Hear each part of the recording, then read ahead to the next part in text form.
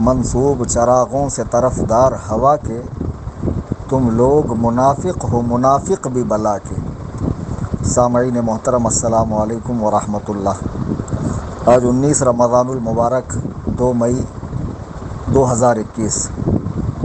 میرے what's app پر بہت سے احباب نے ایک لنک بھیجی ہے امیر تحریک دعوت اسلامی الیاس قادری صاحب کی، جس میں ان کا روئے سخن میری طرف ہے، اور اس کا ٹائٹل بھی اسی طرح ہے کہ کلیم حنفی رضوی کو جواب۔ یہ بہت سے احباب سمجھ گئے ہوں گے کہ یہ سوال و جواب اور جواب الجواب کیا ہے۔ یہ یوں ہے کہ کچھ دن پہلے میں نے ان کی ایک ویڈیو دیکھی تھی جس میں وہ ایک مسئلہ بیان کر رہے تھے کہ باتھ روم میں اگر مرد کی چپل عورت پہن لے تو وہ گنہگار ہوں گی، عورت کی مرد پہن لے تو وہ گنہگار ہوگا، لہٰذا باتھ روم میں 2 جوڑی چپل ہونی چاہیے۔ وہ ویڈیو ہمارے پاس اب بھی موجود ہے فون میں، اور جس کو چاہیے وہ دیکھ سکتا ہے۔ تو اس پر تبصرہ کرتے ہوئے انہیں میں نے کہا تھا کہ دیکھیے، اس طرح کی باتیں نہ کیا کریں، چونکہ باتھ روم میں جو چپل ہوتی ہے وہ کامن ہوتی ہے، اس کو سب یوز کر سکتے ہیں۔ کامن سلیپر آتی ہے تو اس کو مرد بھی پہنتا ہے، عورت بھی پہنتی ہے، وہ ایسی مشترکہ ہوتی ہے، اس میں کوئی تخصیص نہیں ہوتی ہے۔ پھر آپ کا یہ کہنا کہ 2 چپل رکھی جائے، یہ خواہ مخواہ لوگوں کو تکلیف میں ڈالنا ہے۔ لا یکلف اللہ نفسا الا وسعها، اللہ تعالیٰ کسی جان پر اس کی طاقت سے زیادہ بوجھ نہیں ڈالتا ہے۔ شہروں میں مکان چھوٹے چھوٹے ہوتے ہیں، اتنی زیادہ گنجائش نہیں ہوتی ہے۔ آپ ڈائریکٹ گنہگار کہیں گے، اس سے لوگوں میں اضطراب پیدا ہوگا۔ پہلے مسئلے کے سیاق و سباق کو سمجھا کریں، اس کے بعد بولا کریں۔ بقول آپ کے، آپ کا زبانی اقرار موجود ہے کہ آپ غیر عالم ہے، آپ نے ایک دن بھی مدرسے میں نہیں پڑھا، تو پھر آپ کو علماء سے رجوع کرنا چاہیے، اور کوئی بری بات نہیں ہے۔ پتہ نہیں کیوں دعوت اسلامی والوں نے مولانا الیاس قادری کو ایک عجیب و غریب ہستی کا مالک سمجھا ہے، آسمانی مخلوق سمجھا ہے کہ کوئی ان پہ تبصرہ کر ہی نہیں سکتا ہے۔ اللہ کے بندوں، کسی کو مقام نبوت اور رسالت پہ مت بٹھاؤ، کیوں کہ رسول کریم علیہ الصلاۃ والسلام، انبیاء علیہم السلام اور ملائکہ کے بعد ایسی کوئی ہستی نہیں ہے کہ جس سے خطا نہ ہوئی ہو۔ بہت سو کو اللہ تعالیٰ توبہ کی فوراً توفیق عطا فرماتا ہے۔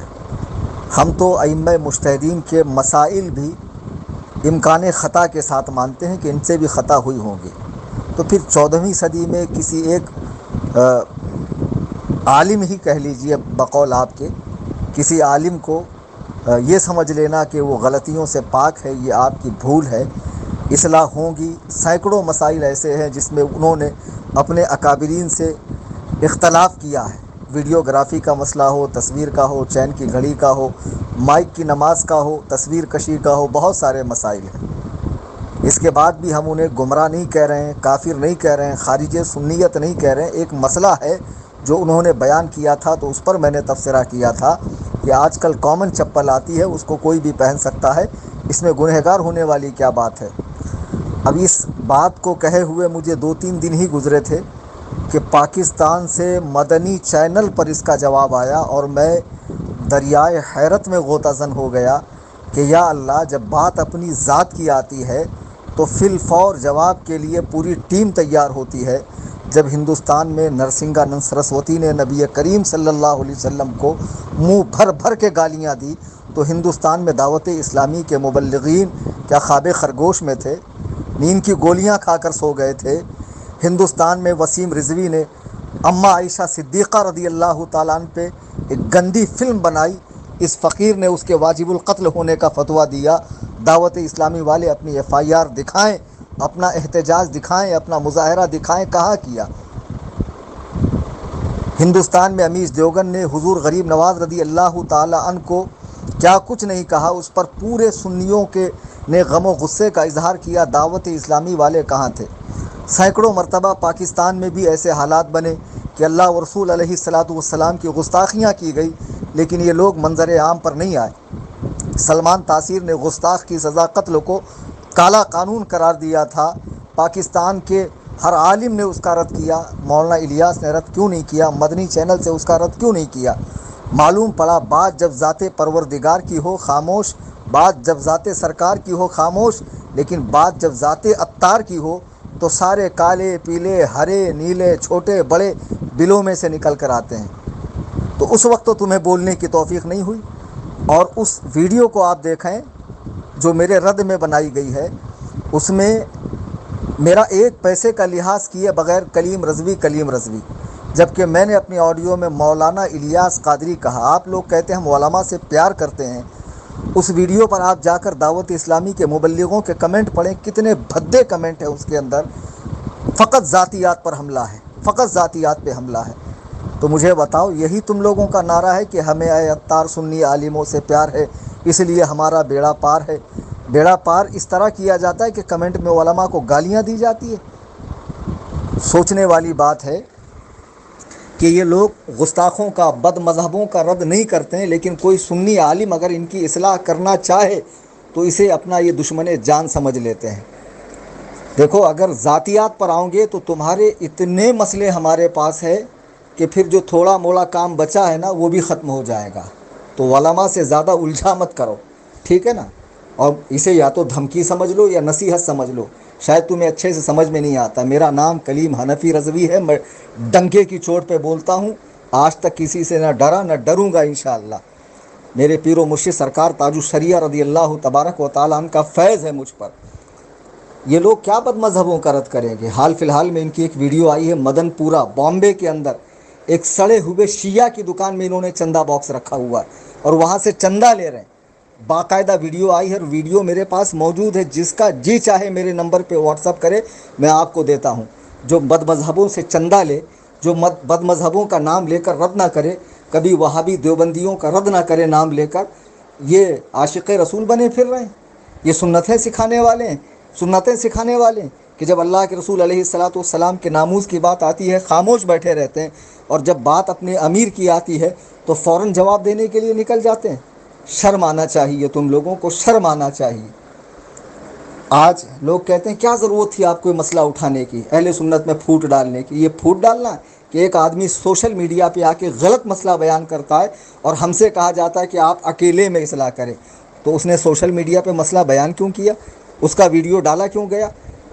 جب اس کا ویڈیو عام ہو گیا، لوگوں نے مسئلہ سن لیا، جو غلط فہمی میں مبتلا ہے ان کی اصلاح کے لیے ہم نے سوشل میڈیا پہ ڈالا ہے، نہ کہ ہمارا مقصد معاذ اللہ ثم معاذ اللہ فتنہ فساد اور نام و نمود تھا، ہرگز نہیں ہے. تو انہوں نے ڈالا ہے سوشل میڈیا پہ، اس لیے مجبوراً ہمیں سوشل میڈیا پہ جواب دینا پڑا. آج لوگ کہتے ہیں کہ کیا ضرورت تھی آپ کو ان سے الجھنے کی، بد مذہبوں سے الجھیے. بد مذہبوں سے مجھ سے زیادہ یہ الجھیں گے. وہابی دیوبندیوں، قادیانیوں اور شیعوں کے رد میں میری 33 عدد کتابیں موجود ہیں. میری آپ کئی ایک تقریریں یوٹیوب سے سن لیجیے. الحمدللہ ہر باطل فرقے کا میں رد کرتا ہوں. قصہ مختصر یہ کہ جو جواب انہوں نے دیا ہے وہ جواب نہیں ہے بلکہ میری بات کی تائید ہے. آپ اس ویڈیو کو اچھے سے دیکھیں کہ ان کا مفتی خود کہہ رہا ہے کہ آج کل کامن چپل آتی ہے. الیاس صاحب کو اب تک نہیں معلوم تھا کہ کامن چپل آتی ہے. وہ سمجھتے تھے کہ باتھ روم کے لیے بھی مردوں کی چپل الگ ہے، عورتوں کی الگ ہے. ان کو اب تک یہ بات پتہ نہیں تھی.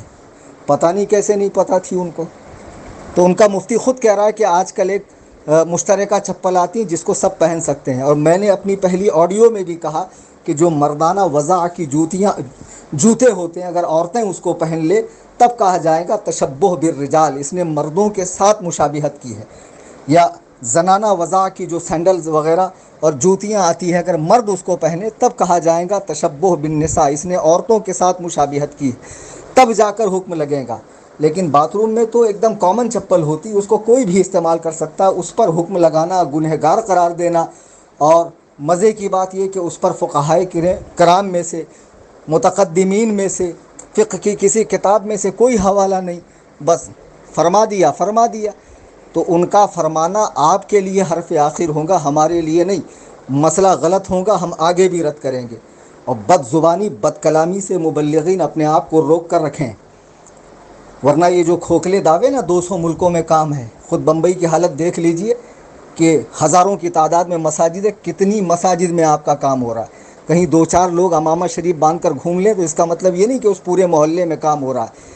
یہ سب باتیں مجھ سے مت اگلوائیے آپ، ٹھیک ہے؟ آپ لوگ اپنا کام کیجئے، بد زبانی اور بد کلامی مت کیجئے، ورنہ ہمیں ہر طریقے سے جواب دینا آتا ہے. غلط مسئلہ آپ بیان کریں گے اس کی اصلاح ہوگی. اور خود سوچنے والی بات ہے کہ 3 دن پہلے میں نے ان کے مسئلے کی اصلاح کی, آج وہ چینل پر آ کر جواب دے رہے ہیں. نرسنگانند کا جواب ہندوستان میں دعوت اسلامی کے اتنے مبلغین ہیں, اتنے مراکز ہیں, اتنے مدارس ہیں, جامعات ہیں, مکاتب ہیں, کیوں نہیں جواب دیا انہوں نے؟ کب جواب دیا ذرا مجھے بتائیں. وسیم رضوی کو جواب دیا جب اس نے قرآن کریم کی 26 آیات کو قرآن مقدس سے نکالنے کی بات کی؟ ضرور بتائیں. حرمت قرآن کے لیے نہیں نکلو گے؟ ناموس رسالت کے لیے نہیں نکلو گے؟ تحفظ ناموس خدا کے لیے نہیں نکلو گے؟ جب اپنے پیر و مرشد کی بات آ گئی تو ضرور نکلو گے اور گالیوں سے نوازوں گے علماء کو, اور پھر کہیں گے کہ یہ تو حق کی مخالفت کرتے ہیں. حق کی مخالفت نہیں کرتے ہیں. سمجھ میں آئی بات؟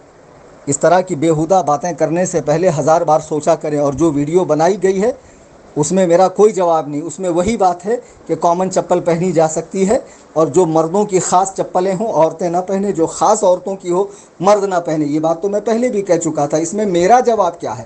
لیکن پہلے وہ جو کہہ چکے کہ باتھ روم میں 2 چپلیں ہونی چاہیے اور عورت گنہگار ہوں گی, تو اس پر وہ رجوع کریں یا اس کا جواب دیں. ٹھیک ہے.